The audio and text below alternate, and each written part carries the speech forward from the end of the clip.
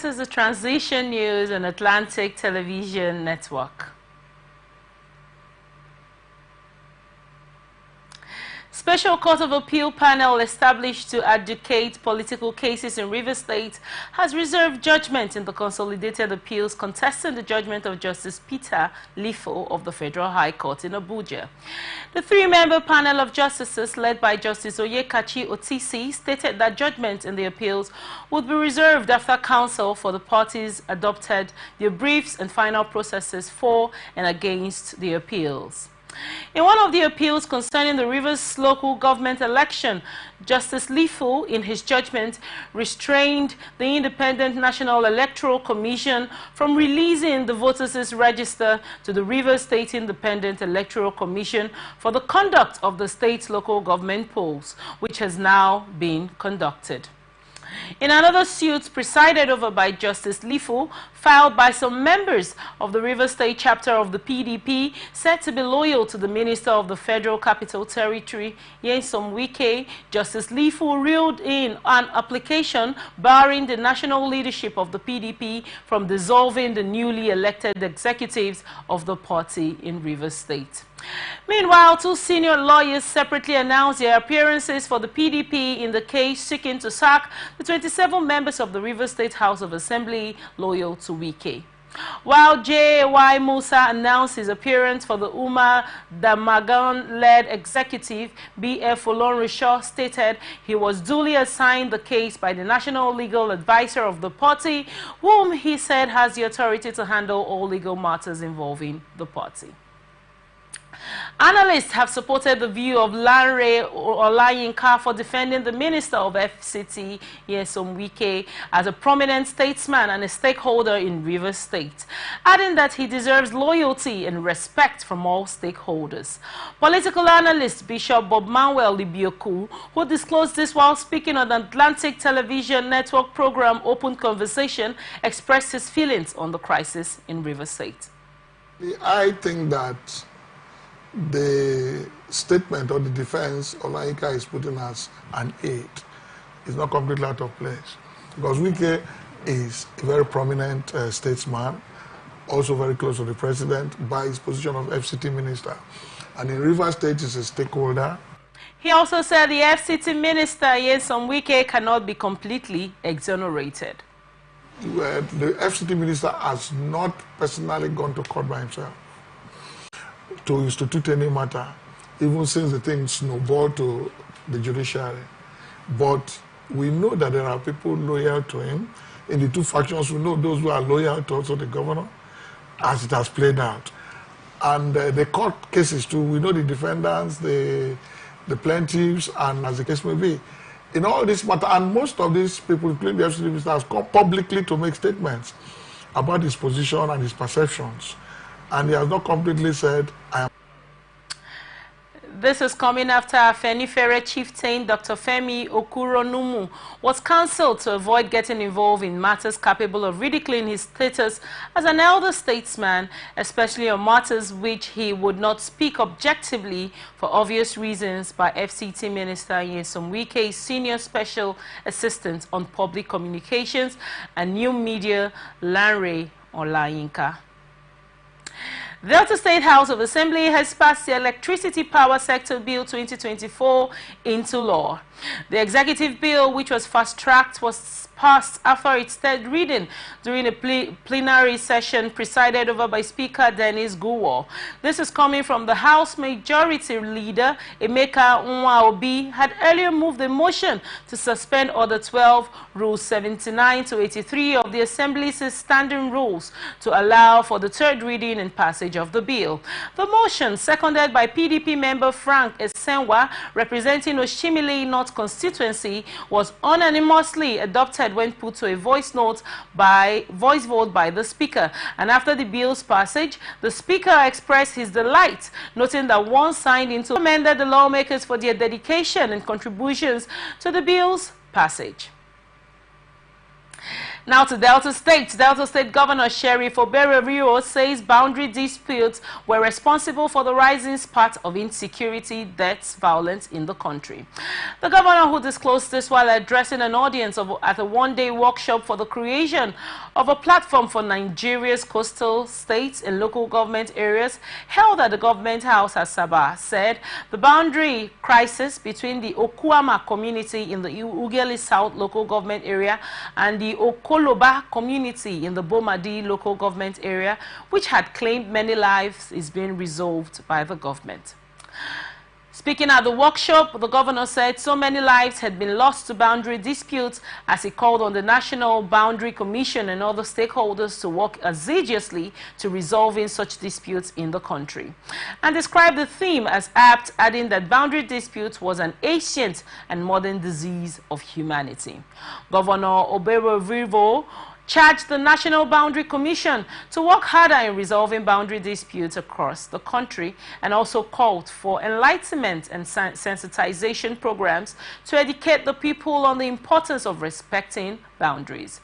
In his welcome remarks, the Deputy Governor, Monday Onyeme, expressed delight that the African Union Border Governance Strategy would look into good border governance and the attainment of sustainable development, and urged the African Union to sustain the tempo to ensure the harmonization of all gray areas along the boundary communities. Now, analysts has demanded for punitive measures against public office holders, including former Kogi State Governor Yahaya Bello, stressing that media trials of public service officials has not created impact on the nation's democracy.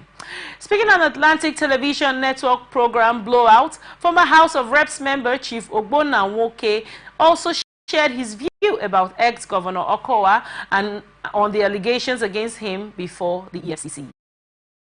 The challenge that we do really have is that you are put on trial in the media too early. And at the end of the day, after all the fields, remember the issue of the former governor of Kogi State, for example. They will come up and say they found nothing. You know, but it sounds very strange. If honestly, Okowa could run away with trillions of naira. It sounds so amazing, you know, but it shows you what happens when you're in public. This is coming after the immediate past governor of Delta State, Senator Ifeanyi Okowa, said that those behind the allegation that he misappropriated 1.3 trillion naira oil derivative funds while in office were driven by mundane political considerations. Edo State Governor Monday Okpebolo had ordered the immediate freezing of all state-owned bank accounts, roads and bridges to its original designation. The Ministry of Works, a change implemented during the tenure of former Governor Godwin Obaseki. Okpebolo further ordered immediate compliance, directing that the new name would be officially reflected. Immediate past governor of Edo State, Godwin Obaseki, has proceeded on vacation to rest and undergo a medical checkup after a successful two-term as governor of the state. A statement by his media advisor, Crucio Osage, said the former governor completed his two-term administration on November 11, 2024, and a new governor, Monday Okpebolo, was sworn in on Tuesday, November 12, 2024. Fire incidents which had become a regular occurrence in the state. The governor, who disclosed this at the opening of a new fire station at Ijegun, Egba, and Ijede, Ikorodu, was represented by the secretary to the state government, Abimbola Salu Hundeyin, at the Ijege inauguration, said the two new stations at Ijegun, Egba, and Ijede, Ikorodu were sited where they were needed the most. He further said it had been equipped to handle domestic accidents and many other emergencies, adding that the stations were part of the government's development agenda, and Lagos State had been ranked 19th best city in the world due to its rapid infrastructural developments. He further called on all the private sector to collaborate with the government to protect lives and assure the people that his administration was committed to prioritizing their safety, and urged the residents of Ijegun and surrounding areas to see the station as a community asset, a lifeline in times of crisis. The Commissioner for Special Duties, Benga Oyerinde, in his speech said, with the population of Lagos State growing, there was a need for effective emergency response infrastructure, especially in the case of fire incidents, and the choice of Ijede for a station was strategic, as it would help in prompt response to incidents in nearby communities. The People's Democratic Party in Ondo State has rejected the involvement of some officials of the Independent National Electoral Commission in Saturday's governorship election. This is coming after the PDP had protested severally, calling for the removal of Mrs. Babalola Oluwatonyi as resident electoral commissioner. Before the poll, speaking at the press briefing in Akure, the state capital, chairman of the PDP campaign council, Dr. Eddie Olafeso, said INEC staff who are notorious for manipulating elections should not be allowed to participate in the Ondo election, and also accused the ruling All Progressive Congress of violating the peace accord signed last week by all political parties in the state, adding that an attack by thugs on its members in Idare left 7 persons injured. According to him, a PDP member, Otumba Akinlemimu, who was seriously injured, was still on admission at intensive care of the state specialist hospital, Akure, while others were still receiving treatment after bullets were extracted from their bodies. He said the action of members of the APC were clearly in violation of the peace accord signed by all parties participating in the election. And responding, the director of media of the Ondo APC, Steve Otaloro, said the PDP's allegations were baseless, flimsy, and a fabricated story aimed at tarnishing the party's image. The Independent National Electoral Commission has distributed sensitive materials to all 18 local government areas of Ondo State ahead of Saturday's government. The resident electoral commissioner Oluwatonyi Babalola, who monitored the exercise held at the facility of the Central Bank of Nigeria in Akure on Thursday, said the early distribution of sensitive materials to the LGAs has shown the readiness of the electoral body to ensure a free and fair exercise in the state. According to her, the electoral body had been able to overcome the challenges of deploying election materials of the state, and also outlined the difficult terrain on water where the election is to take place, to include Ilaje and Ese-Odo local government areas, saying the commission will be deploying boats in collaboration with of the political parties participating in election and security agencies, including the police, the FROSC, immigration, customs, and DSS were present at the distribution venue. Federal Road Safety Corps has ordered the deployment of 1,500 personnel to ensure a smooth conduct of Ondo State governorship election scheduled for November 16, 2024. The Corps Marshal Shehu Mohammed approved this deployment as part of broader measures to collaborate with other security agencies compliance with vehicular movement restrictions on election day. A statement issued by the Assistant Corps Marshal and Corps Public Education Officer Olusegun Ogungbemi stressed on the importance of maintaining order throughout the elections process, adding that the deployment includes 25 patrol vehicles, 7 tow trucks, and 6 ambulances strategically positioned to assist with traffic control, remove road obstructions, and respond to emergencies. The Corps Marshal urged the deployment level of professionalism and respect the rights of all voters, and warned against any actions that might infringe on democratic rights, stressing the need for a peaceful and orderly election. He further warned the personnel deployed to play an active role in the democratic exercise and stressed on the need to exhibit the highest sense of professionalism, and urged them to avoid any acts that could lead to abuse of the rights of the election to 6 p.m. on the day of Ondo State governorship elections. 16th, which is a Saturday.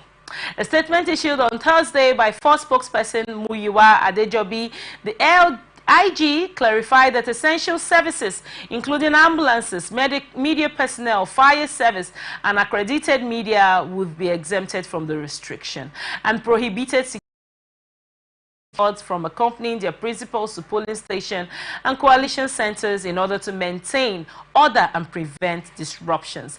Adejobi also announced that unauthorized vehicles would be prohibited from using sirens on election day and assured that special consideration would be given to elderly individuals and people with disabilities, amongst others, on election day.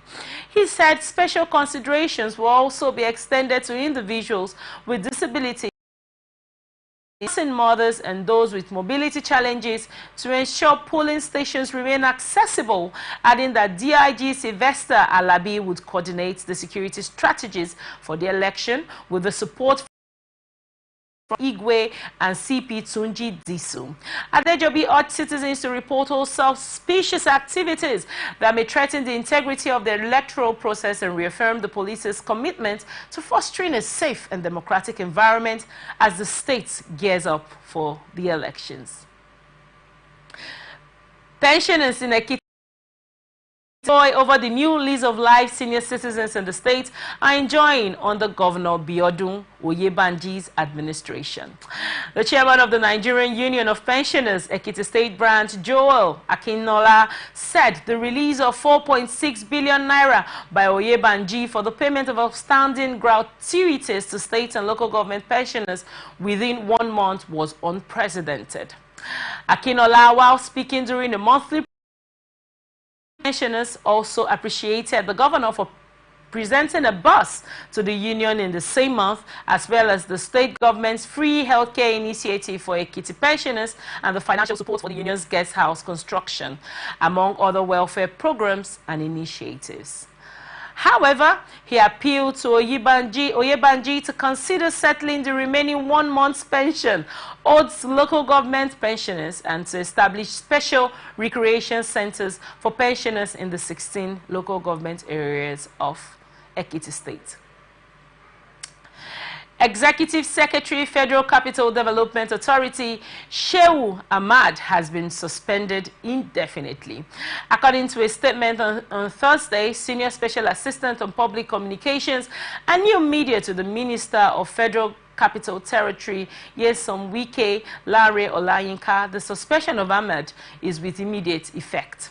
Ahmad has consequently been directed to hand over the Director of Engineering Services, engineer in the FCDA, the statement added.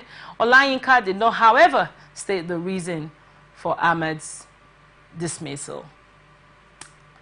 Governor Caleb Mutfwang of Plateau State has approved the implementation of 70,000 naira minimum wage for workers in the state. Head of service of the state, Mr. Stephen Pam, who disclosed this statement on Thursday, said the approval followed the agreement reached by the committee on consequential adjustment on salaries signed on November 13th. Adding that the move demonstrates the government's commitment to the has approved 207.2 billion naira supplementary budget for the 2024 fiscal year. This followed the adoption of a report by the chairman of the House Committee on Appropriation and Implementation, Yuneswa Shehu, who said the estimated included 40.9 billion naira recurrent expenditure and 166.3 billion naira capital expenditure. According to him, the legislators approved the third supplementary budget for 2024 to enable the government to continue executing viable projects in the state, adding that the budget will also facilitate payment of the new national minimum wage to workers by the end of November. This is coming after a bill to establish the College of Agricultural Technology, Samaru Kataf, and another bill seeking provision for women's representation in public and private offices earlier passed second reading. Yusuf Dahiru, the Speaker, referred the bill to the appropriate committees and directed them to some media reports to the House on November 19th. Zamfara state government has described as alarming the number of ghost workers in the state's civil service. Addressing newsmen in Gasu, the state head of service, Ahmad Liman, said nobody can exactly say the number of civil servants in the state, and the ghost workers are mainly in the health and education sectors. And he also called for a verification exercise.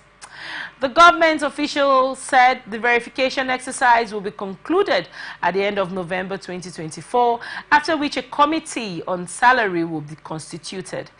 The HOS, who is also the chairman steering committee on verification exercise, pointed out that the present administration in the state inherited some unsolved issues from the past government and discovered that the implementation of the 2019 minimum wage of 30,000 naira was faulty, stressing that soon as the verification and salary committee submit their reports, the state government will implement the new minimum wage of 70,000 naira.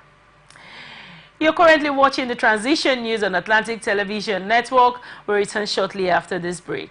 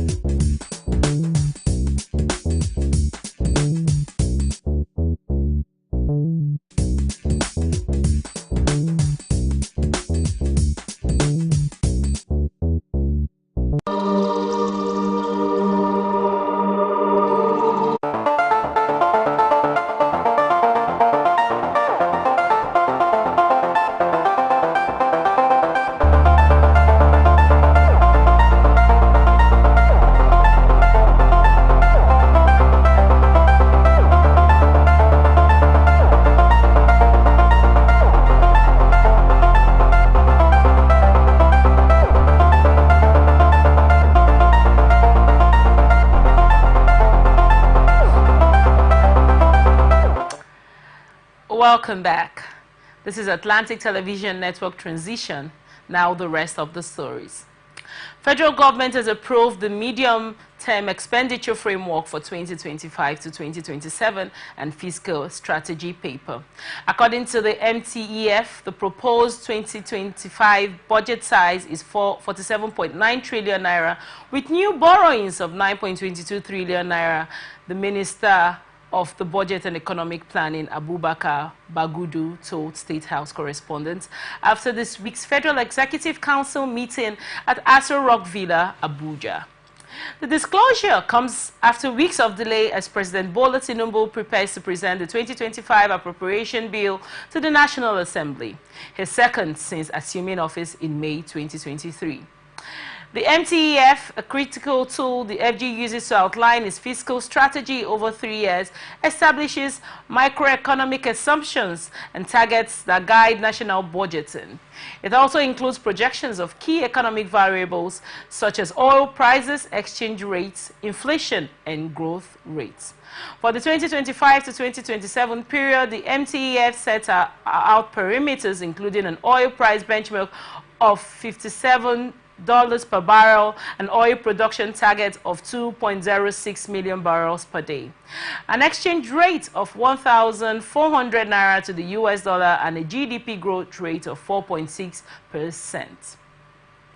The FG FG's projected aggregate expenditure for 2025 is 47.9 trillion naira, with planned borrowing of 13.8 trillion, equating to 3.87% of the GDP. The House of Representatives say the migration of health workers from Nigeria to other countries in search of greener pastures is posing a significant challenge to Nigeria's healthcare system. Chairman of the Committee on Health Institution, Amos Gwana Magaji, who disclosed this, gave on Tuesday at a public hearing on 16 bills aimed at establishing one health institution, said the aim of the hearing is to provide guidance on the actualization of federal government's committee to improve the healthcare sector through the wide distribution of healthcare institutions in Nigeria. He stressed on the growing population and called for reference hospitals closer to people, particularly in rural and suburban areas, to ensure success of government initiatives towards improving healthcare, adding that tertiary health institutions in Nigeria are designed to provide tertiary healthcare services to complement primary and secondary care in the national health care system. He said in order to develop and expand the country's training institutions as well as equitable distribution of health manpower, the federal government must balance the inequality in the distribution of tertiary institutions across the country.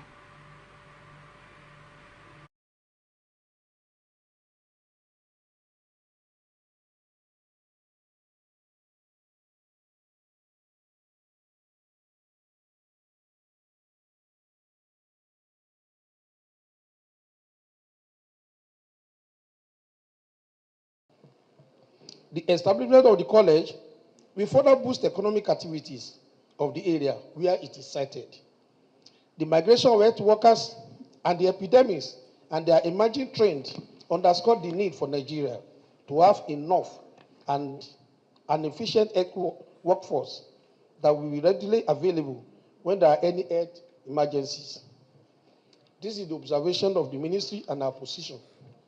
To succeed in this era, a system that is well invested on human resource and medical intelligence as the bedrock of the healthcare sector is required.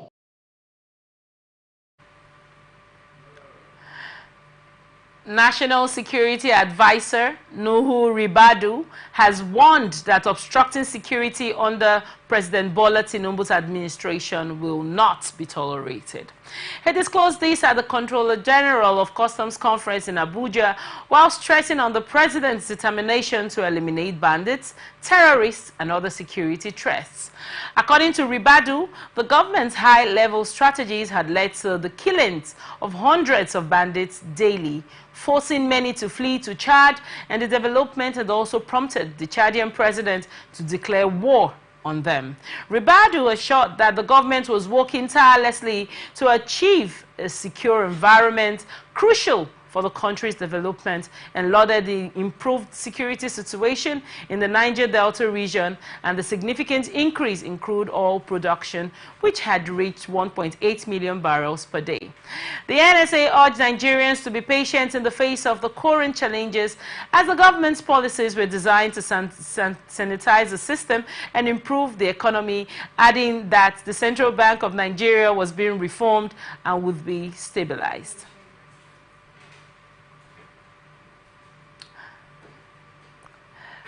Minister of Education, Dr. Tunji Alausa, has urged labor unions, especially those within the educational sector, including the Academic Staff Union of Universities, the Senior Staff Association of Nigerian Universities, and others to prioritize the welfare and education of Nigerian students over strikes. Alausa, who disclosed this at the opening of the 359th Quadrillion National Delegates Conference of SSANU held in Abuja, said industrial action should not be the first line of defense in seeking governmental attention to the union's demands. He acknowledged the frustrations experienced by the unions over unfulfilled government agreements in the past, but assured them that the administration of President Bola Tinubu remained committed to delivering on promises and agreements. Alausa, who was recently redeployed into the ministry, provided insights into the financial challenges that had limited the government's ability to meet union demands, adding that the previous administration's high expenditure on subsidies and artificially low exchange rates, while such practices drained the nation's resources, benefiting primarily the wealthiest individuals. The minister urged the unions to give the government the benefit of the doubt and to engage in collective bargaining with mutual respect, while former president of the Nigerian Labour Congress, Ayuba Waba, expressed labor unions' frustrations and concerns with repeated breaches of agreements.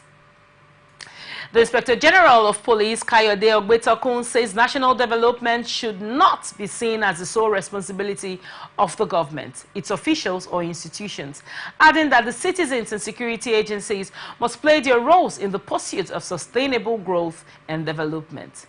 The IG, who disclosed this call while delivering the 2024 convocation lecture of the University of Ibadan, titled Unlocking Progress, the indispensable trio of security, governance, and citizens' responsibility at Treasured Hall of the university, was quoted in a statement by the Force Public Relations Officer Olumuyiwa Adejobi that citizens must embrace their constitutional roles, particularly by upholding the imperatives of integrity, patriotism, and civic engagement.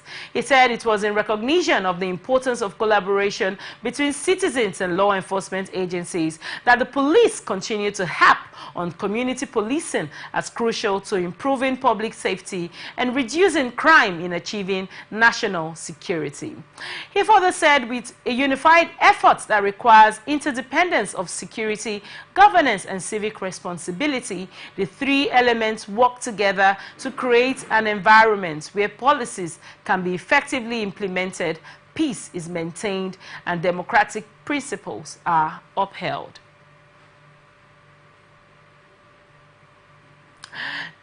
Justice Marian Anini of the Federal Capital Territory High Court in Maitama, Abuja, had adjourned the arraignment of former Kogi State Governor Yahaya Bello to November 27, 2024, following fresh 16-count charges brought against him by the Economic and Financial Crimes Commission. Bello, alongside two others, Shuabu Oricha and Abdusalami Hudu, faces charges relating to criminal breach of trust and conspiracy to commit an offense totaling 110.4 billion naira. At the resumed hearing, EFCC counsel Jamiu Agoro requested an adjournment to ensure Bello's presence in court for arraignment, as the court's order issued on October 3rd had not yet expired. According to the prosecution, the 30-day window provided by the court for summons was still active, and recalled that the court had issued a public summons for Bello to appear and respond to the 16 charges against him. Justice Anini ordered the summons to be published in a widely circulated newspaper and pasted at Bello's last known address, as well as in prominent locations within the court premises. Agoro also requested the court extended the time for Bello's appearance and sought permission to post a hearing notice at his last known address, while Bello's co-defendants Oricha and Hudu.